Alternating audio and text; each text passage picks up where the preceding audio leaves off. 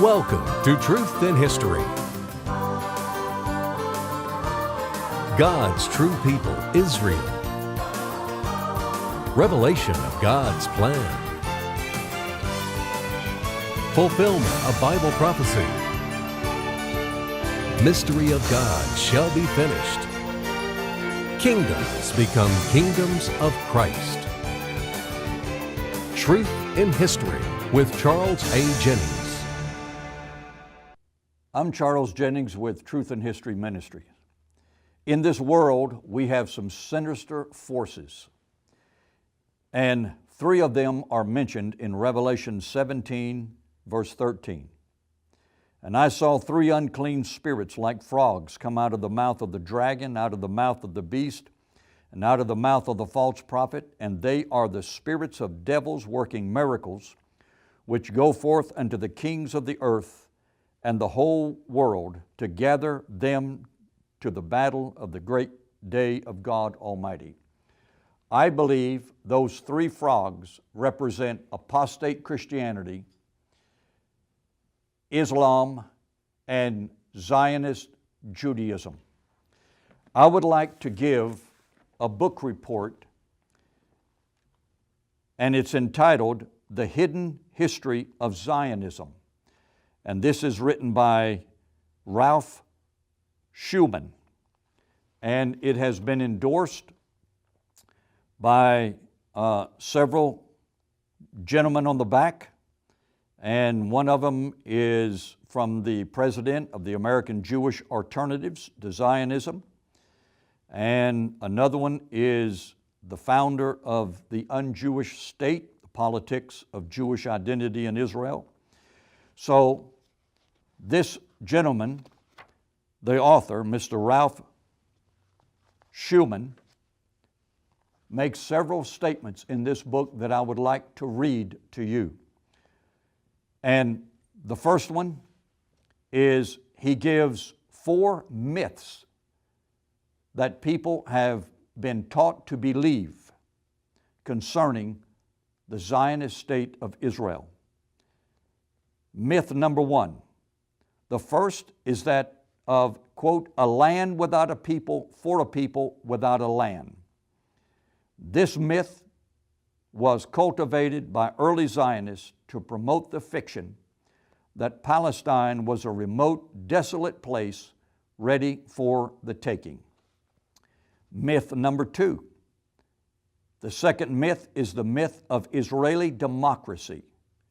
Innumerable newspaper stories or television references to the Israeli state are followed by the assertion that it is the only real democracy in the Middle East.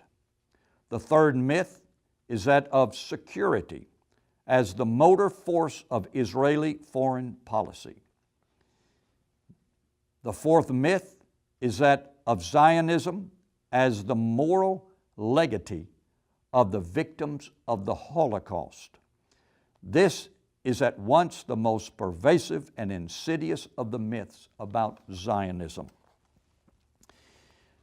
Now, what distinguishes Zionism from other political movements is the relationship between the settlers and the people to be conquered.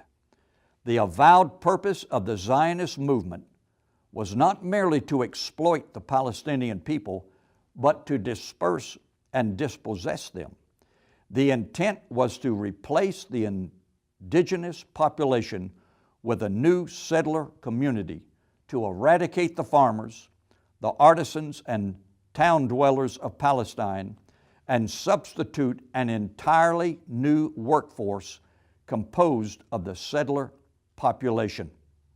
In denying the existence of the Palestinian people, Zionism sought to create the political climate for their removal, not only from their land, but from history. When acknowledged at all, the Palestinians were reinvented as a semi-savage nomadic remnant. Historical records were falsified, a procedure begun during the last quarter of the 19th century, but continuing to this day in such pseudo-historical writings as John Peters' From Time Immemorial. immemorial. Also, on page 24, we read this: "We cannot give any compensation for Palestine, neither to the Palestinians nor to other Arabs. Therefore, a voluntary agreement is inconceivable. All colonization, even the most restricted, must continue in defiance of the will of the native population. Therefore, it can continue and develop only under the shield of force, which comprises an iron wall through which the local population can never break through. This is our Arab policy. To formulate it in any other way would be hypocrisy." That's why peace will never come between the Israelis and the Zionists. Another quote: "It is impossible for a man to become assimilated with people whose blood is different than his own. In order to become assimilated, he must change his body. He must become one of them in blood. There can be no assimilation. We shall never allow such things as mixed marriage because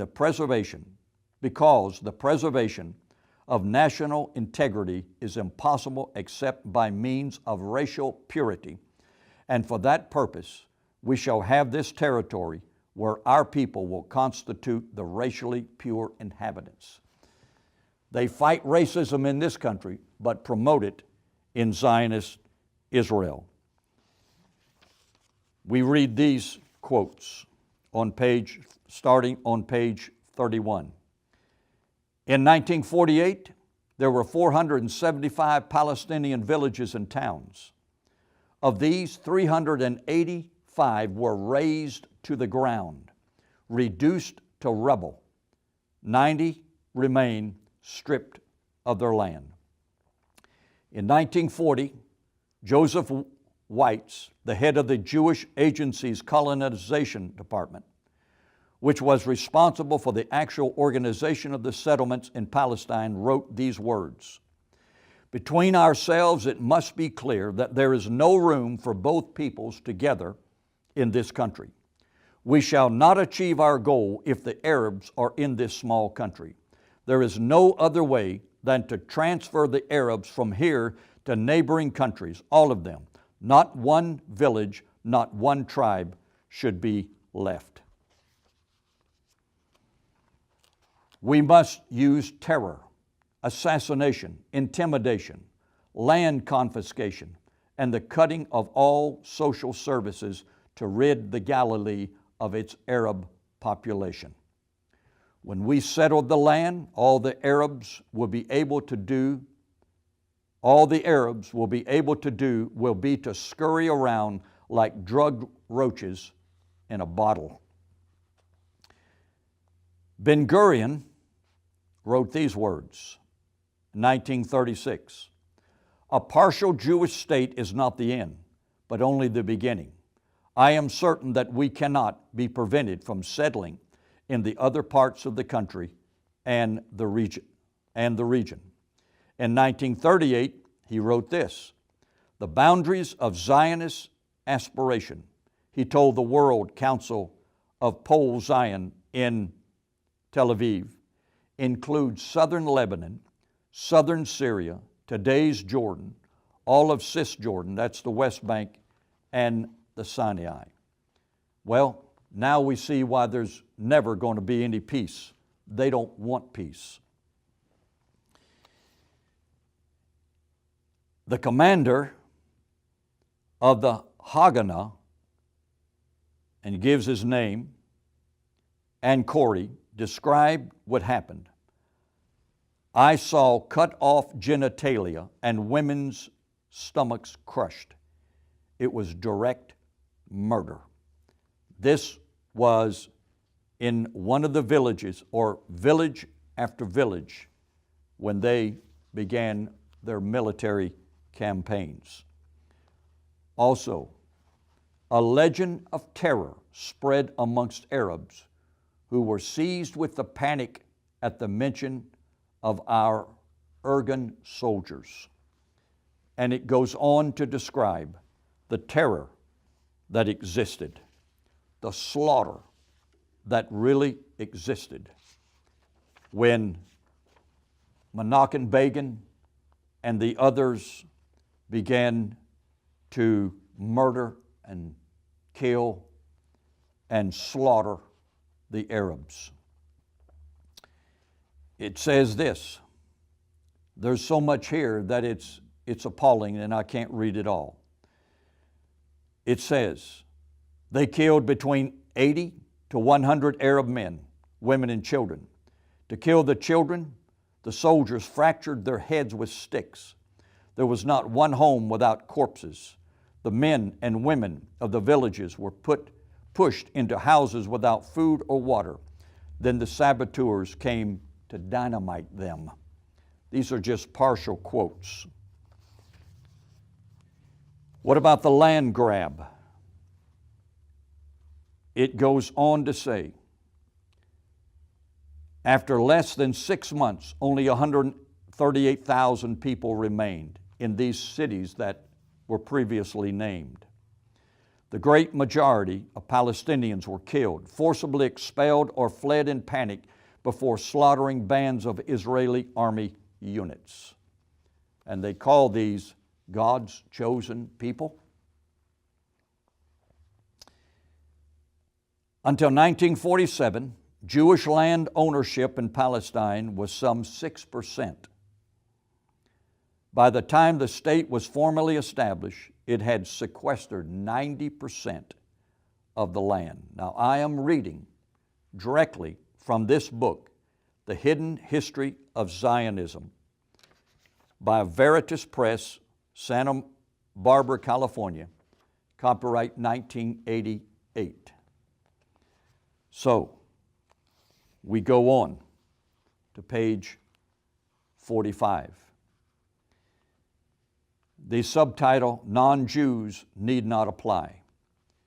In Israel, these state lands are categorized as national land. It means Jewish, not Israeli land. Employment of non-Jews is treated as illegal and an infraction of law. Because of a shortage of Jewish farm workers, and since Palestinians are paid a fraction of the wages allowed Jewish workers, some Jewish farmers, like former Defense Minister Ariel Sharon, employs Arabs. This practice is illegal. In 1974, the Minister of Agriculture denounced the practice as a cancer. Well, settlements which sublease some land and sharecropping arrangements with Arabs are denounced. It goes on and on. Here's another quote, page 46. We shall spirit the penniless population across the border while denying it any employment in our land. Well, page 46. Theodor Herzl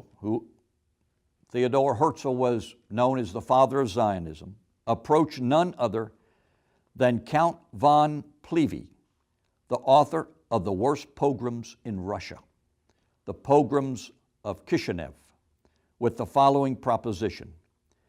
Help me to reach the land, Palestine, sooner, and the revolt against Tsarist rule will end. Von Plevey agreed, and he undertook to finance the Zionist movement.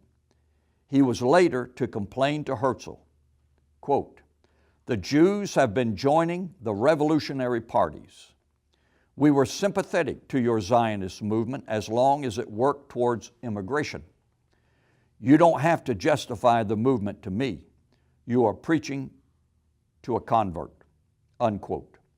Herzl and Weizmann offered to help guarantee Tsarist interest in Palestine and to rid Eastern Europe and Russia of those, quote, noxious and subversive anarcho-Bolshevik Jews, unquote. Now, we go to page 48, explaining, and I'm not going to read anything here, explaining that there was a correlation and a cooperation between the chief Zionists and the Nazis during World War II. And the implication was that they wanted to work with the Nazis. They didn't mind thousands of their own people being slaughtered as long as the Zionists could achieve their chief end, and that was to establish a Zionist state in Palestine. And there is a book, there's a thick book, I don't remember the name of it, but it was written by a Jewish fellow by the name of Black, going into detail concerning that information. Also, Fighting Asylum is this subtitle. The entire Zionist establishment made its position unmistakable in its response to a motion by 227 British members of Parliament calling on the government to provide asylum in British territories for persecuted Jews. The meager undertaking which was prepared was as followed, quote, His Majesty's government issued some hundreds of Mauritius and other immigration permits in favor of threatened Jewish families. Chaim Weizmann, the Zionist leader who had arranged the Balfour Declaration and was to become the first president of Israel, made this Zionist policy very explicit. The hopes of Israel's 6 million Jews are centered on immigration. I was asked, can you bring 6 million Jews to Palestine? I replied, no. From the depths of the tragedy, I want to save young people. The old ones will pass. They will bear their fate or they will not. They are dust, economic and moral dust in a cruel world. Only the branch of the young shall survive. They have to accept it. That's his attitude towards the rank and file, low-class Jews of Europe at that time. We go to page 59 of this book. The myth that Israel is constantly being threatened and that its people are constantly being killed. So therefore, they must demand more and more protection. And the Iron Dome that they built over Israel, its military defense. And they're constantly wanting more and more money, moral support from the American government and American evangelical churches, because they have sold this myth to the American people, Christians and otherwise, that they are constantly under the threat of annihilation from Arab nations. But yet, Zionist Israel is armed to the teeth. It's one of the most powerful military nations on the earth. But yet, Christians in America have no more discretion or discrimination than to believe any lie that comes down the pike.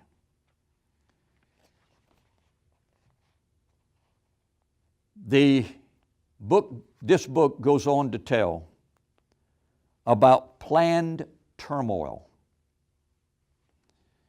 It was planned to move in and terrorize the Arab people. I'm not an Arab, I'm a Christian. I'm not a Muslim.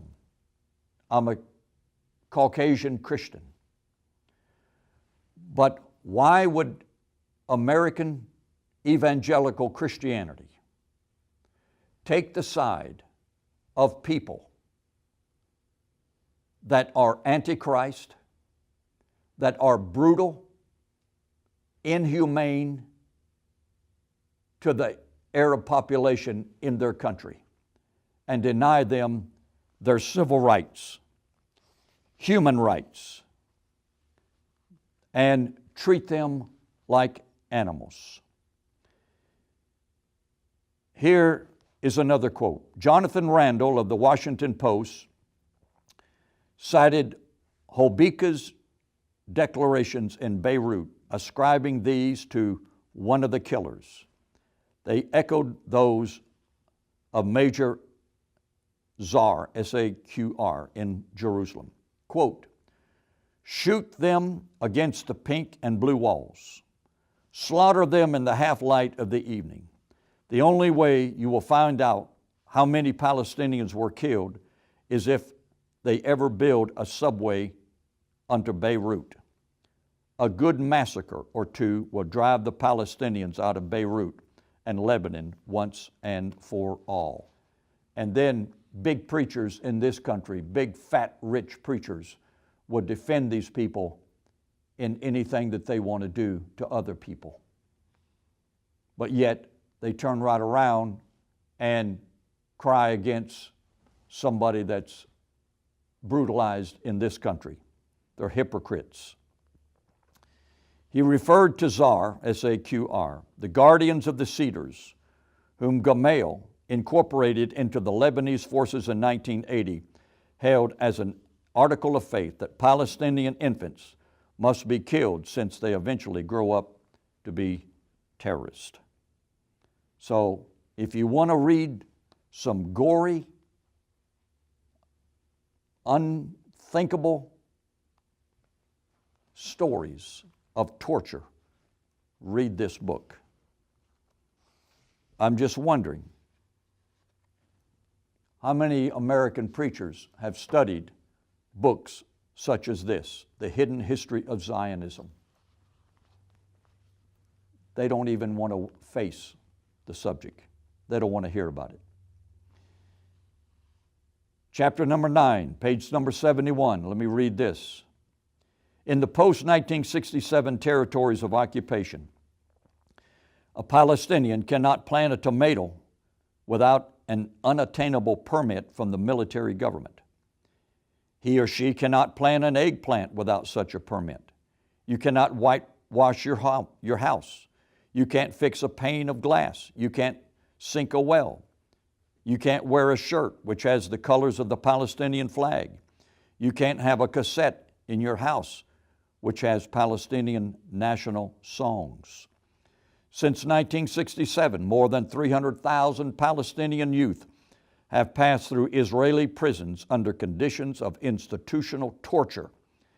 Amnesty International concluded that there is no country in the world in which the use of official and sustained torture is as well established and documented as in the case of the State of Israel.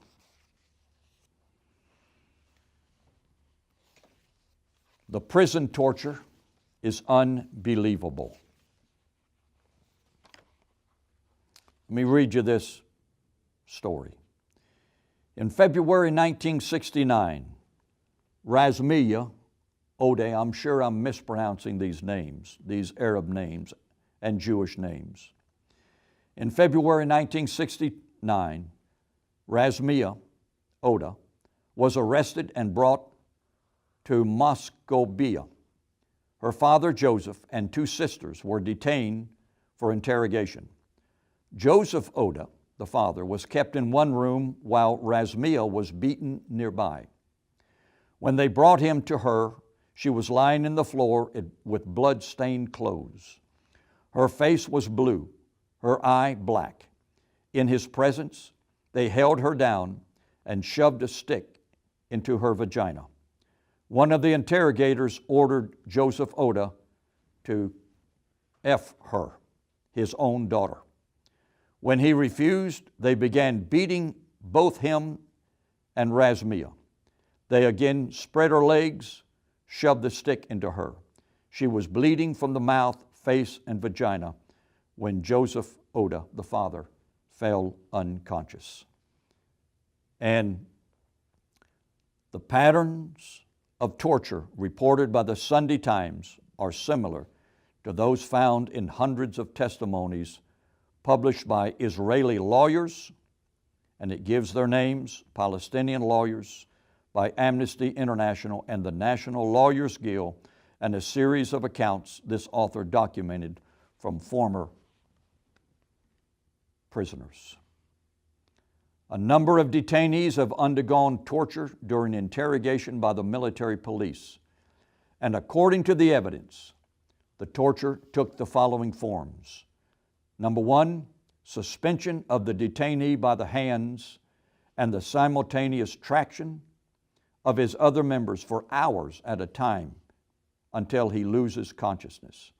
2, burns with cigarette stubs. 3, blows by rods on the genitals. 4, tying up and blindfolding for days. 5, bites by dogs.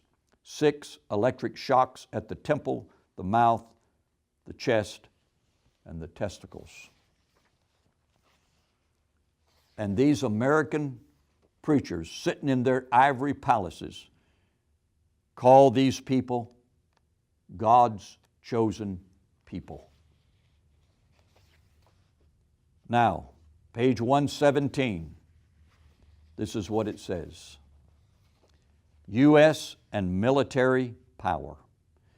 If the Palestinian people face the destruction of their organized existence by Israel, one fact must be stressed. The Zionist state is nothing but the extension of the power of the United States in the region. Israeli extermination plans, occupation, and expansion are on behalf of the principal imperialist power in the world. Whatever may be the tactical divergences which emerge from time to time between Israel and the United States, there is no Zionist campaign that can sustain itself without the backing of its principal sponsor. The United States government between 1949 and 1983 provided $92.2 billion in military aid, economic aid, loans, special grants, and tax-deductible bonds and gifts. The Christian Science Monitor reported, few countries in history have been as dependent on another as Israel is on the United States. Israel's major weapons are from the United States, either as gifts or long-term, low-interest loans, which few seriously expect to be repaid. I close with these remarks. Zionist Judaism, radical Islam, and perverted Christianity are the three frogs of Revelation that is bringing our world to a World War III. And it's time that Christians in America wake up that Zionism is not of God and it is not the fulfillment of Bible prophecy. And these Jews have no ancestral connection with Abraham, Isaac, and Jacob. God bless you. For any material offered on this program or to be a part of this ministry, please write or call today. We thank you and may God bless you for your response to this end time ministry. Truth in History, where the Word of God is not found.